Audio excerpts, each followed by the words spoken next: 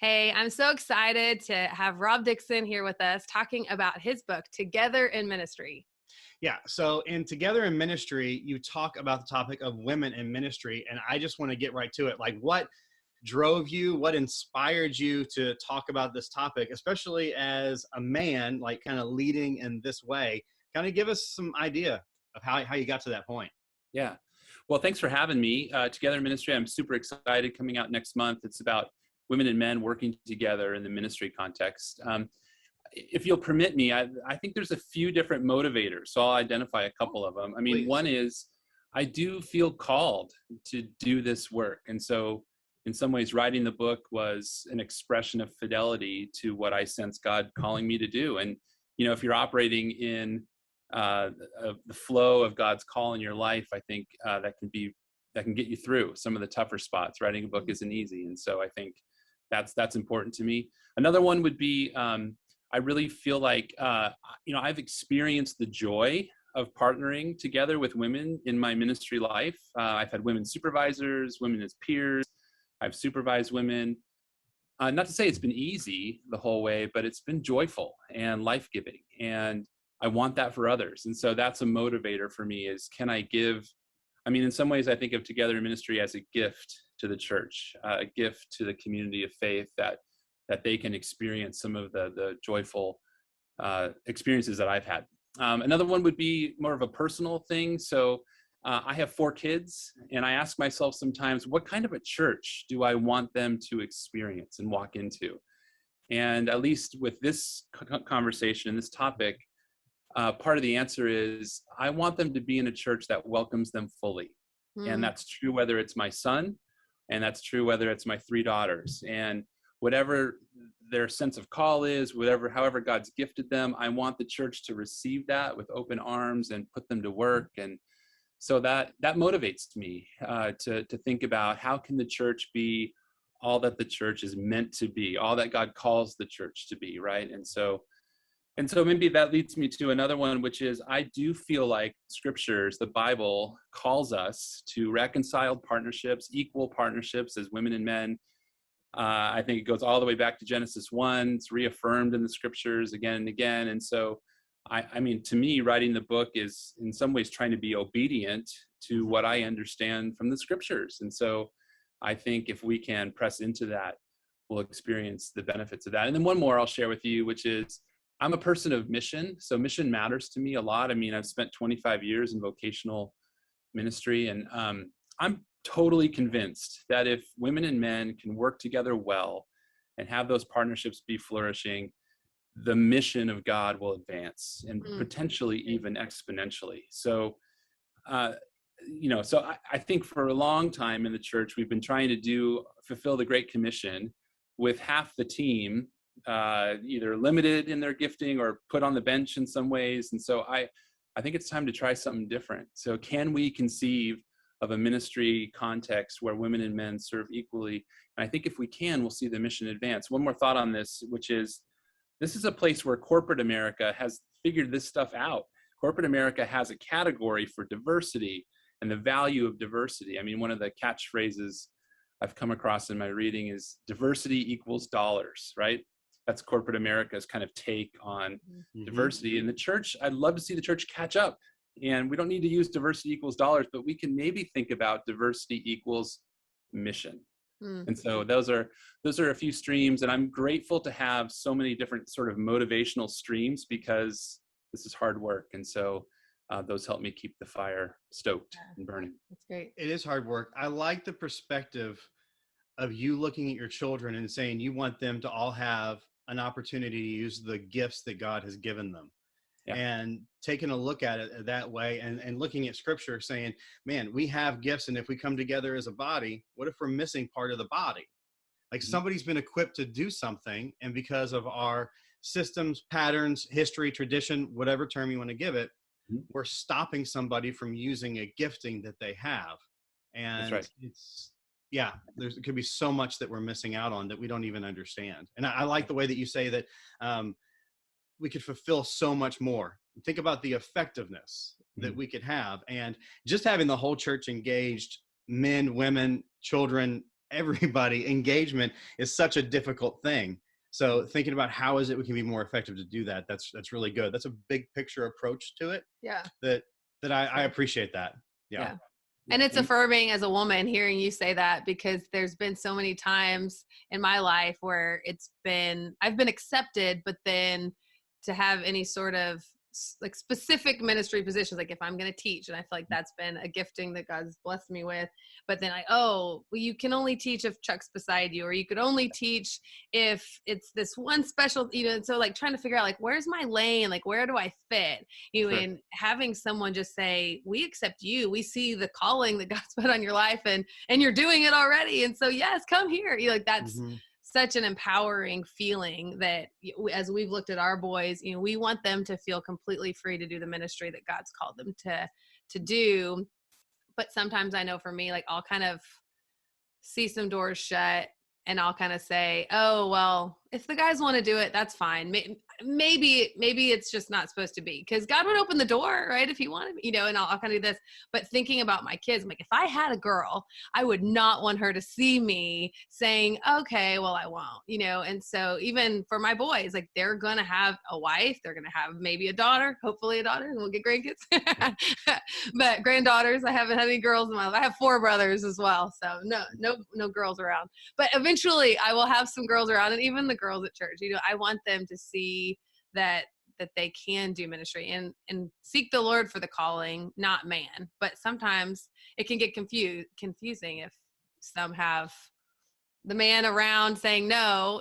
For me, that's kind of put question in my mind, like, what, maybe I'm not called after all. I have a little bit of a follow-up question. Yeah. So how have you seen yourself grow, or maybe change some of your ideas? Because if you've had experiences where men and women have not worked together, or it hasn't gone as well, or it has gone well, over your years doing this, being in ministry and studying this topic, how have you seen your perspective grow, and what have some of those things been for you? Yeah, good question. I mean, my backstory is all the way through. Men and women have worked. We've worked together in ministry. So I've never been in an environment where it's like theologically prohibited. Culturally, in the culture of the organization, sometimes there are pitfalls and trapdoors to watch out for, but it's always been an option to work together as women and men. But I think early on, I just was sort of living life, and I think if you'd asked me, do you care about this? I would have said, yeah, I guess so. And it took a series of experiences to sort of catalyze what was more of a passive value for this to become a place of maybe conviction. In the book, I use the term conviction and talking about a theological conviction of equality between women and men. And I think there was a turning point for me where I realized this is going to become something that matters to me. And it propelled me into a season of study and reflection, and one that really has never ended. I mean, I'm going on whatever it is, 28 years now of just contending with this and thinking about the scriptures and thinking about the practical ramifications of the text as we do our work. And so I think I can look back and see a progression, Chuck, from sort of this passive voice on the side to, no, this really means something to me, and let's work on this intentionally and proactively, right? I think that pivot for me anyway, I'll just tell you a quick story. That pivot for me, when that changed, was there was a season where I was leading our ministry in a town, a more conservative, theologically conservative environment. And I walked into a meeting with a student to talk about women in leadership in the scriptures, and he wasn't alone. The student had been joined by his pastor, who had a very restrictive view of the role of women. His view was that men are called to lead, women are called to support. And I walked in, and as soon as I walked in the door, I looked at that table and I thought, this is going to be brutal. And it was a brutal hour. This pastor just laid into me. He called me a false teacher. I tell the story in the book. He called me a false teacher. He critiqued me for allowing women to speak at our fellowship meetings. And that really did sort of flip the switch for me from, again, this is a value that's important, to, no, this value really matters. And I have some conviction around this, and let's do something in response to it. I love how you said in one of your articles that I read, like that you had skin in the game. Like you're like, it had hurt you in a way that you realized maybe, oh, there've been a lot of people who've been hurt. And I appreciate that. Like you sharing that. I'm like, wow, like he's felt what I've felt, because oftentimes as a woman, I kind of look around, I'm like, even talking to him, I'm like, but you don't understand. Like he's hearing me. And sometimes he's been in meetings, and even more recently, Sure. he's heard some of the things that he's understanding, oh, like there are some things that just aren't quite right. And people say things, and I don't think that people think enough to know what they believe. And so that's one of the issues for us. Like we want to raise awareness so that we are thinking about these topics, because when people do have children or spouses who are interested in ministry, they oftentimes then spend time thinking about it, and that helps open their eyes to it. And so I don't think that everyone should have to. If we really love the Lord and we want to seek, his advice and the Bible for what it really means, then I think that God will reveal the truth to us. And I know that it's complex. It's, he didn't make it just completely easy for us. It requires his spirit. And so I appreciate you sharing that, but also for other people to know, hey, keep at it, even if it is hard, because it's still important. And maybe that shows us how important it really is when we have those moments. Yeah, I just one thing on that. I think the point at which I decide that I'm a finished product theologically is the point where I need to really be careful, right? Yeah, I mean, I think there's a call to always be open to conversation and exploration. I mean, I was talking with someone about 1 Timothy 2 the other day, and I realized with all humility, I'm never going to fully understand this text. I mean, if I'm going to be honest with myself, I don't understand all the nuances of that passage. I'm going to need to wait till heaven to ask my questions, and I'll do that, right? So I think I always want to be available to have a conversation, to dialogue with people who think differently than I do, to read sources from different perspectives, right? So I think that's really important. No one should see themselves as a finished product theologically, right? I think we always want to be exploring. So just to add to that, yeah. I think that's great. And part of the reason I ask you about your process is because I know how, as I've been thinking about this more, I realize how I'm trying to develop and recognize it, because I've always seen Ashley as a fantastic leader and wildly gifted in lots of different areas. So I don't want her to feel stifled. And I think that I haven't made the connection to how I see her and her ability, and how a system or the way that she views a system or an environment couldn't be welcoming, receiving, or whatever to that. And it's been really good for me, because Ashley, I know she wholeheartedly loves God and loves the Bible and wants to do things that are appropriately, like following God's word. And she, most of all, she leads with all this. I don't want to do anything that's against God's word. And at the same time, she's gifted. And if she sees that tension there, so me joining into that, some of that tension and not always having the answer has been good, at times difficult. So that's that struggle that I think that is what you were just talking about. I absolutely do not think that I have it figured out. Yeah. So, yep. Okay. So another question I have for you is, what can women do who don't necessarily want to do ministry, but what can they do to help support the women around them who do want to do ministry, or kind of help make the change culturally? Yeah. Yeah. Well, one of the things, so for my doctoral work, I did interviews with a number of different employees in my organization. And one of the themes that came back from the women that I interviewed was this idea that they had an experience of marginalization in the church, right? That the church they'd hit a ceiling where they couldn't move higher up in terms of the leadership, or they couldn't fill certain positions. They have gifts they want to bring to the table that weren't invited, weren't allowed, or more often actually it was stories of just not little things is the wrong term, but the sort of the death by 1,000 cuts, right? Of being ignored or saying something and having that fall flat on the table, right? Things like that. And that's not every woman's story for sure, but I think it's enough of a common narrative that one of the things I think about for women is can they be a part of standing in solidarity together and be a part of each other's sort of healing and redemption in some way, caring for one another, pastoring one another. I think it's important to create space for women to process their experience in a church that too often is a place of marginalization for them. So that's probably one thought, is what are those spaces within the church context where women can be real and honest and talk about the pain and deal with the grief and care for one another, pray for one another, things like that. A second thought here on this question is just, can women be I think for men need to be cheerleaders too, and maybe we'll talk about that in a second, but I think, what does it look like for women to be cheerleaders for their sisters, to care, to say, yes, you can do this, to get in the same corner and encourage and empower women to lead and to step into leadership as those opportunities are available. So I think there's something really potent about getting support from someone who's walked the same road that you have, if that makes sense. So I think those two things. So can women be a place of support and caring and recovery for women? And then can women be cheerleaders for other women as well? That's good. Okay, so let's switch gears and then talk about men. We know there are a lot of men in ministry positions, so hopefully they can be allies and can work to help accept women and, you know, give them opportunities, even if it's volunteer opportunities from time to time. And then if they have positions, of course, considering women. But what about for men who maybe don't even have a ministry role? What can they do in their home? What can they do in their workplace or at church as volunteers to help support women who want to do ministry? Yeah, that's a good question. So a few thoughts, if you'll permit. So one, I actually think men need to we need to focus on doing our inner work. So let's start there.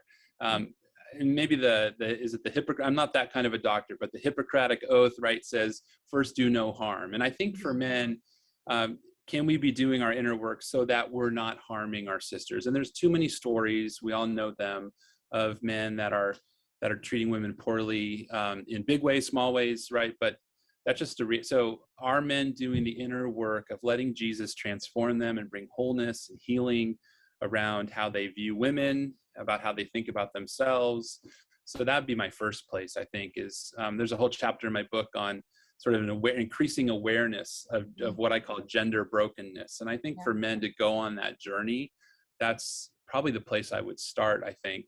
And then maybe a second thought would be, can we cultivate a learner's posture? So there's another chapter on this as well. But I think for men, we need to be listening. We need to be learning. We need to understand the experiences of our sisters as much as we can. I think, at least this is true for me. I don't know if it's true for all men, but I'm conditioned to like fix the problem and as soon as possible. I mean, that's kind of like how I feel like I've been trained to do that, maybe, or that's who I am as a guy. That's a great impulse, but I think if we're not careful, we can try to fix the problem that we don't understand, right? So maybe I'd say, let's start and listen and learn and ask good questions and try to see the world through the eyes of our sisters. And so I can't stress that enough. I think that's crucial for men to listen and learn. So that's another one. And then I think I'll just use the term ally. It's a term that I've really come to embrace as I think about myself and my identity in this conversation of empowering women and men and women working together. What does it look like for me to be an ally? And one of the things about that term that I think is so helpful is it's a broad, I view it as an umbrella term, and there's lots of behaviors underneath that, from standing in solidarity, from supporting, empowering, sometimes advocacy fits underneath the umbrella of being an ally. And so I'm trying to ask the question, what does it look like for me to be an ally for my sisters?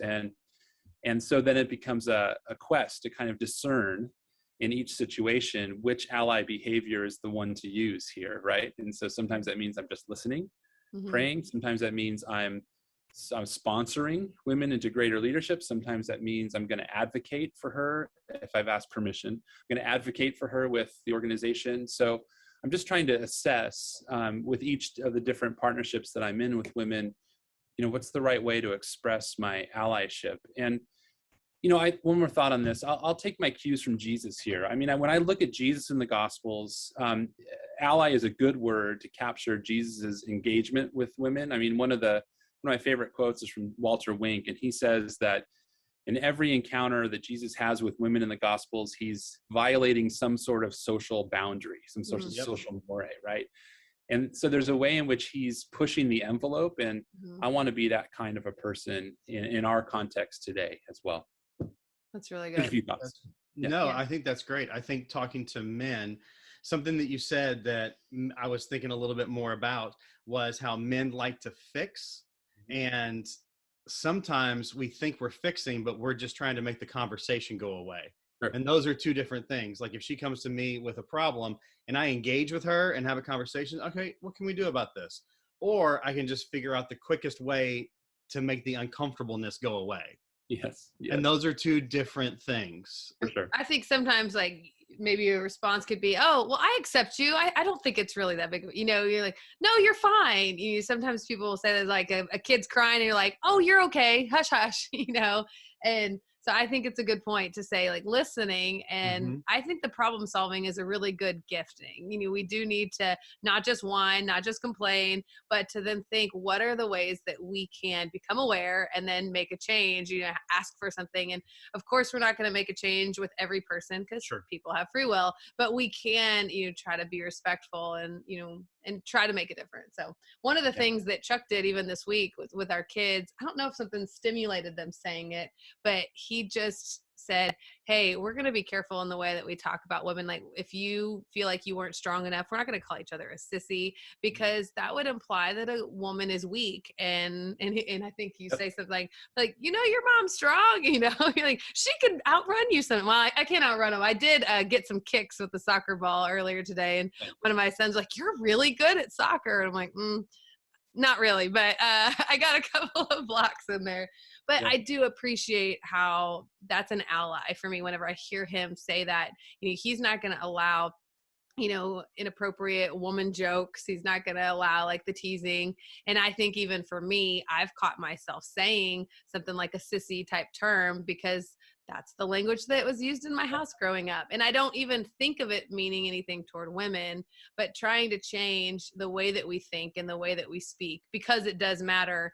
And it is, impacting the way that we behave. So I appreciate, the big picture and the practical examples, what we can do. So process. For sure. Yeah. Okay. Yeah, go ahead. What I love about that story, Chuck, is you're changing culture. It's a small deposit, but it's a move towards helping your three boys rethink how they view women. I think there's all kinds of examples of those little things, right? Like one of the things I'm trying to do is get rid of the term "you guys" as a generic, right? And so I'm trying to always kind of come, what's the alternative? So I'm using friends. Hey, friends, that's again a small thing, but I think over time, you add all that stuff up and it creates a situation where men get privileged and have, more power and women have less. And so I think, can we interrogate kind of the culture of our families and our churches and our communities and eliminate some of those things? I think it will really help. That's really good. Okay. Well, thank you so much for joining us. Would you tell our listeners where they can find you, social media and such? Yeah, sure. Yeah. So, Together in Ministry, coming out from InterVarsity Press Academic at the end of September, on the 28th of September. And you can find that at ivpress.com. Just type in Together in Ministry into the search bar and off you go. I'm on Twitter, Rob F. Dixon, Dixon. And I'm on Facebook as well. You can find me there. But yeah, I'm really thankful to be on the show. Thanks for having me. Yay. All right. Yeah, thanks for being here. Yeah, you bet.